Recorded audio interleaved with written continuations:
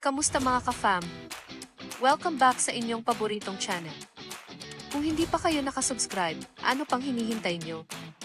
Hit that subscribe button and ring the bell para hindi nyo ma-miss ang latest chika.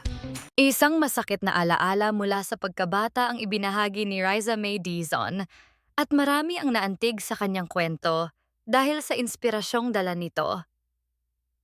Sa kanyang guest appearance sa Tony Talks, ikinuwento ni Riza ang isang pangyayari noong siya ay 5 o 6 na taong gulang pa lamang bago pa man siya sumikat sa Eat Bulaga.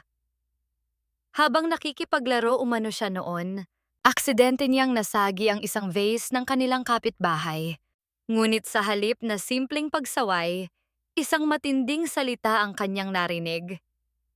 Ayon kay Riza, nasabihan siya ng kapitbahay ng Ganyan na kaliit po yung nabasag.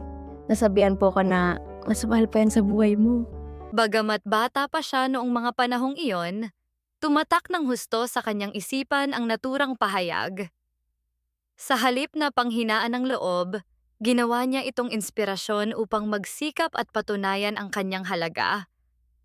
Ani Riza, So parang tumatak po yun sa akin na balang araw magsisipag talaga ako para hindi ako masabihan ng ganun. nagulat naman si Tony Gonzaga sa kanyang kwento at binigyang diin kung gaano kalaki ang epekto ng mga salita sa isang bata. Ayon kay Tony, ang mga simpleng salitang binibitawan ng matatanda ay maaaring dalhin ng isang bata hanggang sa kanyang paglaki. Ngunit dito naging mas nakakagulat ang kwento ni Riza. Sa gitna ng kanilang usapan, ibinahagi niya ang isang hindi inaasahang plot twist.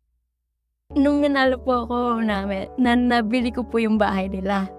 Dahil dito, napawaw ang maraming manonood. Ang bahay ng kapitbahay na minsang nagbitaw ng masakit na salita ay kalaunan naging simbolo ng kanyang tagumpay, pagsisikap at determinasyon.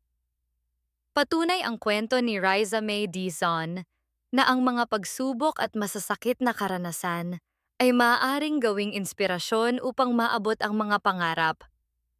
Sa halip na magkimkim ng galit, pinili niyang gamitin ang karanasang iyon bilang motibasyon para umasenso sa buhay. Kayo, ano ang masasabi ninyo sa naging kwento at tagumpay ni Riza May Dizon?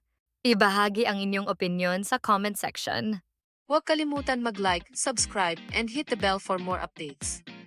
Kita-kits ulit sa next video, mga ka-fam.